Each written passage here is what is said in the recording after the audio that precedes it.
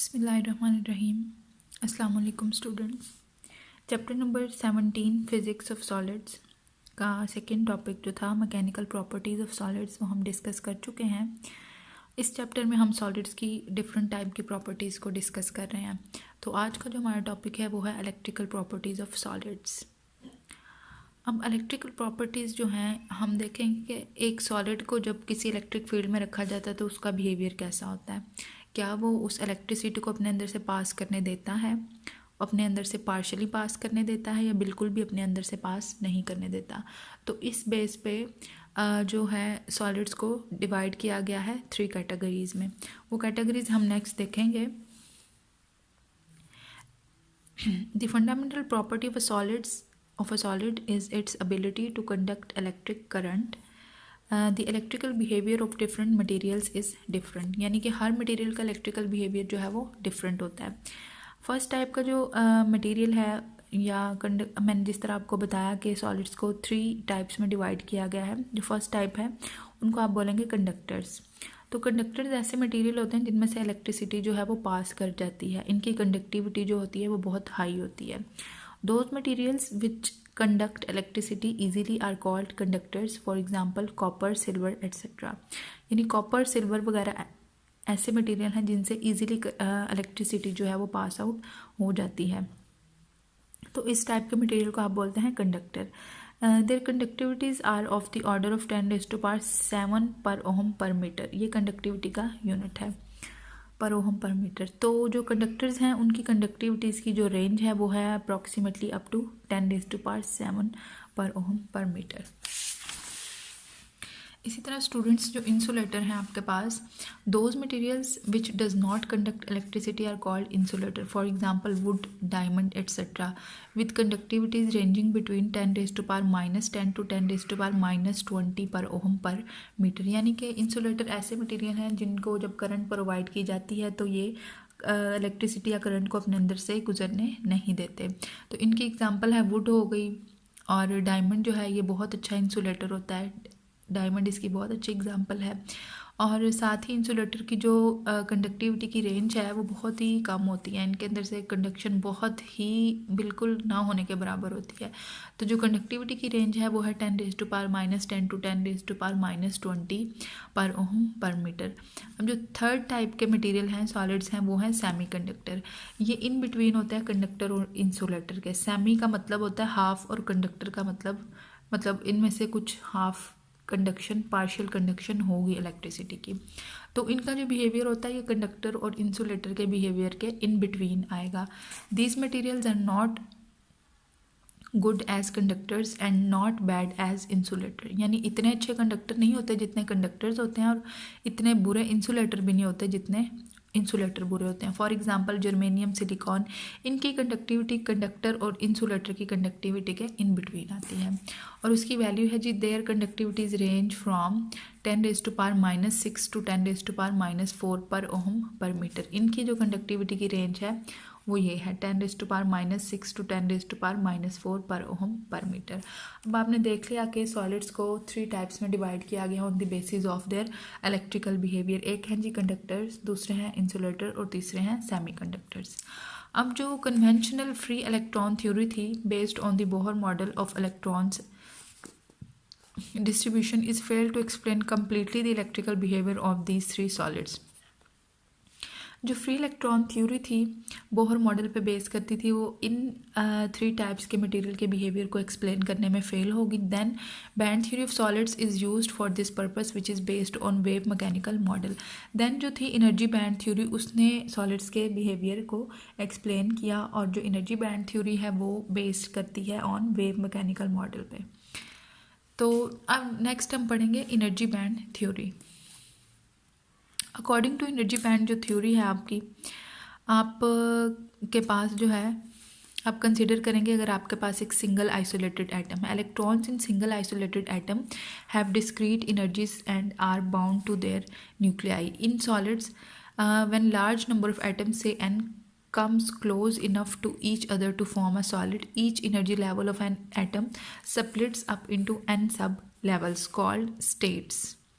This action is due to the action of the forces exerted due to the other atoms in the solid. These energy states are discrete but so close to each other that they look like continuous energy band. इस सारे को मैं आपको picture बना के explain करूँगी.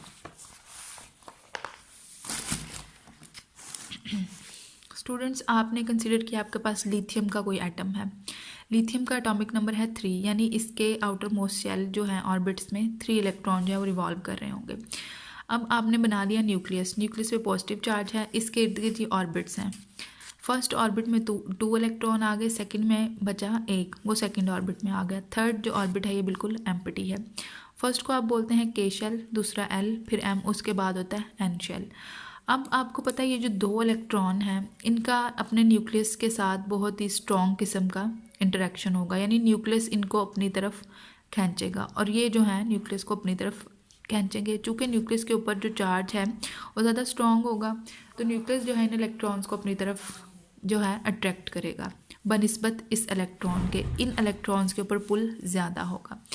इसी तरह अब कोई अगर लिथियम का आपके पास कोई एक शीट है या ज़्यादा से लिथियम एटम है किसी जगह पे, तो क्या होगा, एक लिथियम एटम ये है, दूसरा एटम ये हो गया. उस एटम की बिल्कुल इसी तरह अरेंजमेंट होगी. दरम्यान में न्यूक्लियस, ये 2 इलेक्ट्रॉन वाला शेल, देन ये 1 इलेक्ट्रॉन वाला शेल. यहाँ पे इसका इंटरेक्शन होगा बहुत स्ट्रॉन्ग अपने न्यूक्लियस के साथ. अब चूंकि ये दोनों एटम्स जो हैं क्लोजली प्लेस्ड हैं, एक दूसरे के साथ साथ पड़े हुए हैं, तो ये जो न्यूक्लियस है इन इलेक्ट्रॉन्स को भी तो अपनी तरफ अट्रैक्ट करेगा. लेकिन क्या इस न्यूक्लियस की वो फोर्स जो है जो इन इलेक्ट्रॉन्स के ऊपर है वही फोर्स इन इलेक्ट्रॉन्स पे लगेगी? नहीं, इन इलेक्ट्रॉन्स के ऊपर न्यूक्लियस का ज़्यादा स्ट्रॉन्ग इन्फ्लुएंस होगा as compared to these electrons. तो इसका मतलब है तो ये एक ही कैटेगरी की फोर्स. दोनों जो है फर्स्ट शेल के अंदर आ रहे हैं, के शेल के अंदर, लेकिन के शेल के अंदर अंदर ही इन इलेक्ट्रॉन्स पे इस न्यूक्लियस का ज़्यादा जो है इफ़ेक्ट है और इन इलेक्ट्रॉन्स पे इस न्यूक्लियस का कम इफ़ेक्ट है. तो इसका मतलब है इनकी एनर्जी होगी मिलती जुलती, लेकिन फिर भी एक दूसरे से डिफरेंट होगी. बिल्कुल इसी तरह ये जो न्यूक्लियस है ये भी इनके ऊपर एग्जर्ट करेगा. तो जब इस तरह बहुत सारे एटम्स जो हैं वो मिलके एक जगह पे पड़े होंगे तो हर एटम का जो न्यूक्लियस है दूसरे एटम के इलेक्ट्रॉन्स को भी अपनी तरफ अट्रैक्ट करने की कोशिश करेगा. तो ये जो के शेल के अंदर इलेक्ट्रॉन्स हैं ये मिलके एक एनर्जी बैंड बनाएंगे. फॉर एग्जाम्पल लाइक दिस, ये के शेल का अगर बैंड है तो ये इसकी एनर्जी, इसके अंदर एनर्जी स्टेट्स होंगी डिफरेंट, क्योंकि इन इलेक्ट्रॉन्स पे और किस्म की मतलब और अमाउंट की फ़ोर्स लग रही है, इन पे और स्ट्रेंथ और अमाउंट की फ़ोर्स लग रही है. तो होंगे तो ये एक ही कैटेगरी के बैंड के अंदर यूँ मिलते जुलते होंगे, लेकिन होंगे एक दूसरे से डिफरेंट, डिस्क्रीट होंगे.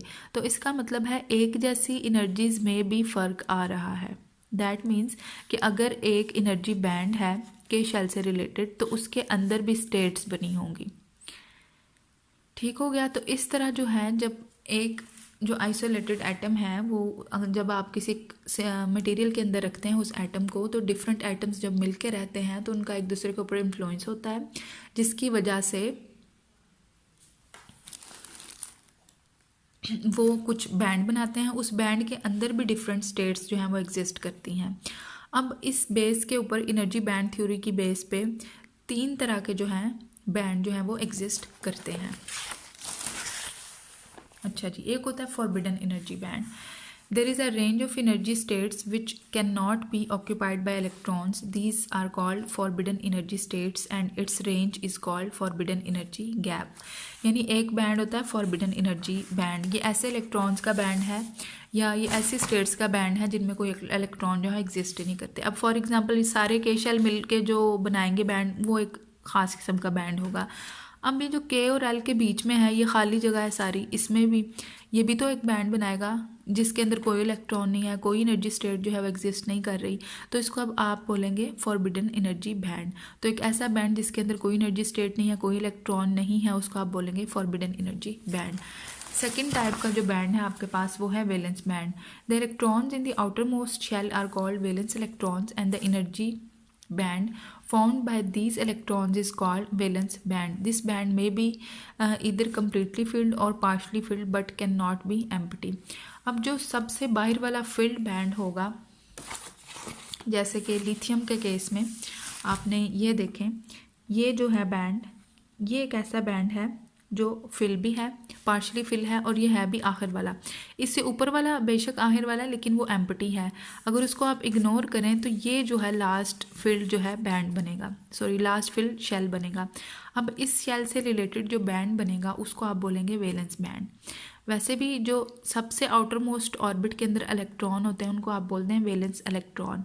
वो जो इलेक्ट्रॉन जो बैंड ऑक्यूपाई करेंगे उस बैंड को आप बोलेंगे वैलेंस बैंड। यानी कि सबसे लास्ट वाले ऑर्बिट के अंदर जो इलेक्ट्रॉन होंगे वैलेंस इलेक्ट्रॉन, उनकी वजह से जो बैंड बनेगा वो होगा वैलेंस बैंड। और ये जो वैलेंस बैंड है ये पार्शली फिल भी हो सकता है और कम्प्लीटली फिल भी हो सकता है, लेकिन ये कभी भी एम्प्टी नहीं होगा। अब जो नेक्स्ट बैंड है उसका नाम है कंडक्शन बैंड।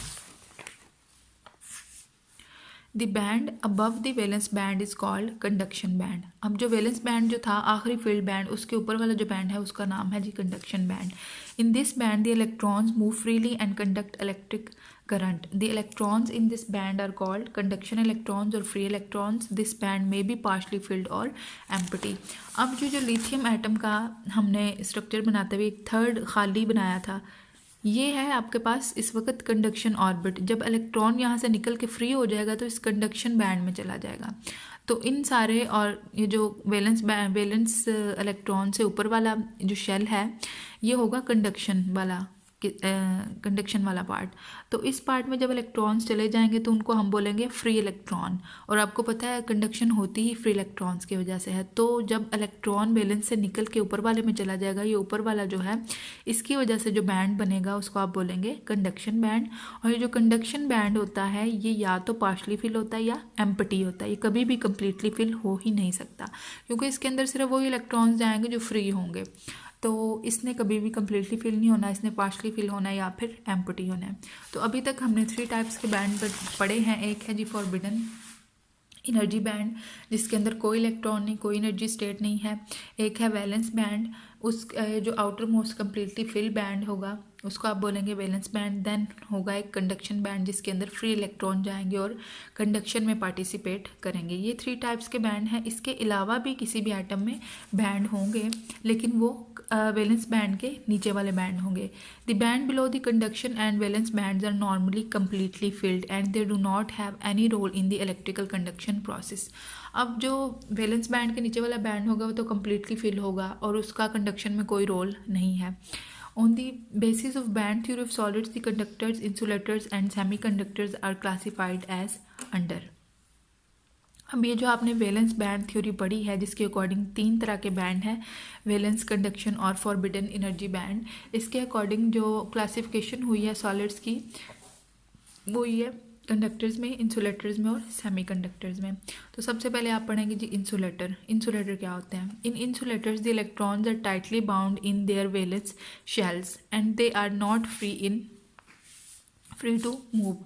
ये पहले भी आप डेफिनेशन पढ़ चुके हैं कि जो इंसुलेटर है ये इंसुलेटर इसी वजह से होता है कि इस मटेरियल के अंदर बहुत ज़्यादा अमाउंट में फ्री इलेक्ट्रॉन्स जो हैं वो प्रेजेंट नहीं होते, यानी कि इनके इलेक्ट्रॉन्स अपने न्यूक्लियस के साथ बहुत स्ट्रांगली बंधे हुए होते हैं।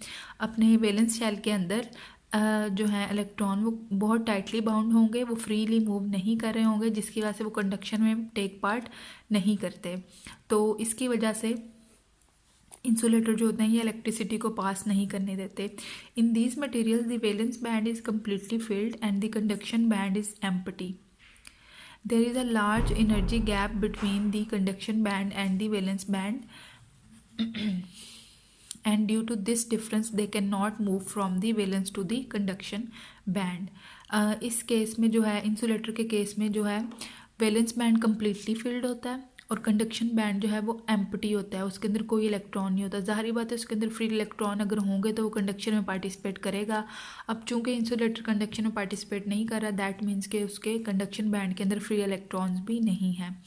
अब इन 2 बैंड्स के बीच में एनर्जी गैप भी बहुत ज़्यादा होगा, यानी वैलेंस बैंड और कंडक्शन बैंड में एनर्जी गैप इतना ज़्यादा होता है कि इलेक्ट्रॉन फ्रीली जो है वैलेंस बैंड से कंडक्शन बैंड तक मूव नहीं कर सकेगा।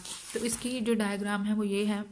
इंसुलेटर के केस में वैलेंस बैंड और कंडक्शन बैंड के बीच में जो फॉरबिडन एनर्जी गैप है ये बहुत ही ज़्यादा होगा कि इलेक्ट्रॉन जो हैं इजीली यहाँ से यहाँ पास नहीं कर सकेंगे।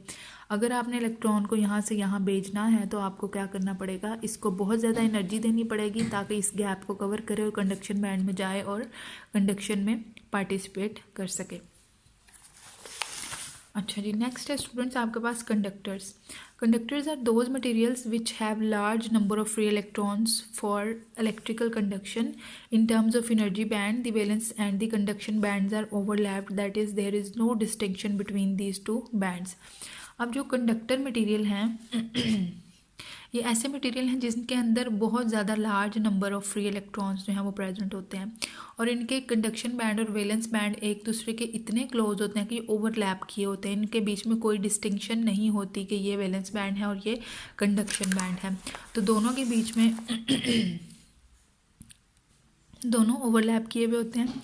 ये देखिए कंडक्टर्स के लिए जो आप डायग्राम बनाएंगे एनर्जी की, वो वैलेंस बैंड और कंडक्शन बैंड तकरीबन एक दूसरे के ऊपर ही यूं ओवरलैप किए हुए होंगे। ये देखें इसकी यूं एनर्जी है और इसकी यूं जा रही है, इनके बीच में कोई डिस्टिंक्शन नहीं है कि कौन सा वैलेंस है और कौन सा कंडक्शन है। इलेक्ट्रॉन जो है इजीली वैलेंस बैंड से कंडक्शन बैंड के अंदर जा सकते हैं और इलेक्ट्रॉन जब वैलेंस से कंडक्शन बैंड में जाएंगे तो ये फ्री इलेक्ट्रॉन बन जाएंगे और फ्री इलेक्ट्रॉन्स जो हैं ये इलेक्ट्रिसिटी की कंडक्शन में पार्टिसिपेट करेंगे। नेक्स्ट जो हमारा थर्ड टाइप का मटेरियल होता है वो होता है semiconductors. These are those materials which have partially filled valence band and partially filled conduction band। यानी ऐसे मटेरियल जिनका वैलेंस बैंड ना तो वैलेंस बैंड कम्प्लीटली फिल होता है ना ही कंडक्शन बैंड जो है वो कम्प्लीटली एम्प्टी होता है, बल्कि दोनों पार्शली फिल्ड होते हैं। A very narrow energy gap between the two bands exist and normally of the order of 1 electron volt. इन दोनों के बीच में जो energy forbidden energy band gap है वो बहुत ही स्मॉलर या बहुत ही कम एनर्जी का होगा। तो सेमीकंडक्टर की एनर्जी डायग्राम इस तरह आप बनाएंगे, ये कंडक्शन बैंड है, ये वैलेंस बैंड है, दोनों पार्शली फिल्ड होंगे और उनके बीच में एक नैरो सा जो है वो एनर्जी गैप है। आप देख रहे हैं इंसुलेटर के बीच में गैप बहुत ज़्यादा है, कंडक्टर ओवरलैप किए हुए हैं, इनके बीच में कोई गैप नहीं है, जबकि जो सेमीकंडक्टर है इनके बीच में गैप है लेकिन बहुत ही स्मॉलर सी वैल्यू का है। ये तकरीबन 1 इलेक्ट्रॉन वोल्ट का जो है एनर्जी गैप होगा, यानी इतनी सी एनर्जी दें अगर आप इलेक्ट्रॉन्स को तो वो वैलेंस से कंडक्शन बैंड के अंदर जाएंगे और कंडक्शन जो है वो स्टार्ट कर देंगे। तो ये सेमीकंडक्टर हैं जिनका कंडक्टिंग बिहेवियर जो होता है वो बिटवीन कंडक्टर और इंसुलेटर लाई करता है, यानी इन बिटवीन होती है इनकी कंडक्टिविटी। इसको आप ज़रा सी एनर्जी दें तो ये क्या बन जाएगा, कंडक्टर बन जाएगा, और अगर आप इस को एनर्जी प्रोवाइड नहीं करेंगे, टेम्परेचर नहीं देंगे, तो ये क्या होगा, इंसुलेटर के तौर पे बिहेव करेगा सेमीकंडक्टर। तो यहाँ पे कुछ लाइंस लिखी हुई हैं, इंपॉर्टेंट लाइंस हैं। At 0 kelvin there are no electrons in the conduction band and valence band is completely filled. यानी कि सेमीकंडक्टर के केस में जब 0 केल्विन टेम्परेचर होगा तो कंडक्शन बैंड में कोई इलेक्ट्रॉन नहीं होंगे और वैलेंस बैंड जो है वो कम्प्लीटली फिल्ड होगा। ये कंडीशन होती है इंसुलेटर की। तो इसका मतलब है 0 केल्विन पे एक semiconductor as an insulator behave कर रहा होता है। This means that at 0 kelvin the germanium and silicon behave like insulator. अब जो जर्मेनियम और सिलिकॉन है ये सेमीकंडक्टर हैं। पीरियोडिक टेबल में ये ग्रुप 4 के एलिमेंट्स हैं और ग्रुप 4 के जितने भी एलिमेंट्स हैं वो होते हैं सेमीकंडक्टर। तो जो सेमीकंडक्टर हैं ये 0 केल्विन पे इंसुलेटर्स के तौर पे बिहेव करेंगे। With the increase of temperature few of the electrons gain sufficient energy to move from the valence band to the conduction band. अब जैसे ही आप टेम्परेचर 0 केल्विन से थोड़ा इंक्रीज करेंगे तो इलेक्ट्रॉन के पास एनर्जी आएगी और वो इलेक्ट्रॉन जो है चूँकि इनका फॉरबिडन एनर्जी गैप जो है सिर्फ 1 इलेक्ट्रॉन वोल्ट के राउंड अबाउट ही होता है, तो क्या करेंगे, इलेक्ट्रॉन वैलेंस बैंड से कंडक्शन बैंड के अंदर मूव करना शुरू कर देंगे। When electrons move from valence band to the conduction band, they leave behind a vacancy in the valence band। अब जो इलेक्ट्रॉन है वो वैलेंस बैंड से कंडक्शन बैंड में जब चले जाएंगे तो वैलेंस बैंड के अंदर एक वैकेंसी छोड़ जाएंगे, यानी वैलेंस बैंड के अंदर एक होल छोड़ जाएंगे और वो होल क्या शो करे, डेफिशिएंसी ऑफ इलेक्ट्रॉन, यानी यहाँ से इलेक्ट्रॉन चला गया हुआ है। चूँकि इलेक्ट्रॉन के ऊपर नेगेटिव चार्ज है तो जहाँ से इलेक्ट्रॉन चला गया इसके ऊपर, उस जगह के ऊपर इलेक्ट्रॉन का ऑपोजिट चार्ज होगा, यानी अगर इलेक्ट्रॉन पे नेगेटिव है तो होल के ऊपर क्या होगा, पॉजिटिव चार्ज होगा।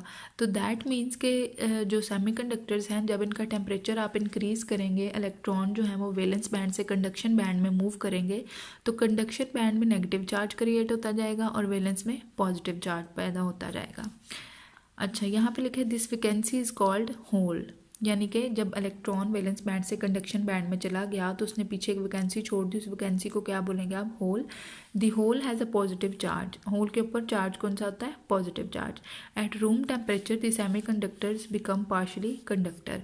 तो दैट मीन्स कि जब टेम्परेचर आप 0 केल्विन से बढ़ा के रूम टेम्परेचर कर देंगे तो जो सेमी कंडक्टर है ये इंसुलेटर नहीं रहेगा, बल्कि ये पार्शली कंडक्शन स्टार्ट कर देगा और ये पार्शियल कंडक्टर जो है बन जाएगा। तो ये थी एनर्जी बैंड थ्योरी की बेसिस पे जो मटेरियल की डिस्ट्रीब्यूशन है। हमने 3 किस्म के बैंड्स भी पढ़े और 3 टाइप्स के मटेरियल भी पढ़े, फिर हमने उनकी energy diagrams in forms of bands भी देख ली, और एंड पे ये जो एक्सप्लेनेशन है सेमीकंडक्टर की ये खासी इंपॉर्टेंट है, इसको आप ध्यान से कीजिएगा। अक्सर एमसीक्यूज में पूछा जाता है कि किस टेम्परेचर पे सेमीकंडक्टर इंसुलेटर होगा और किस टेम्परेचर पे ये एज अ कंडक्टर बिहेव करेगा।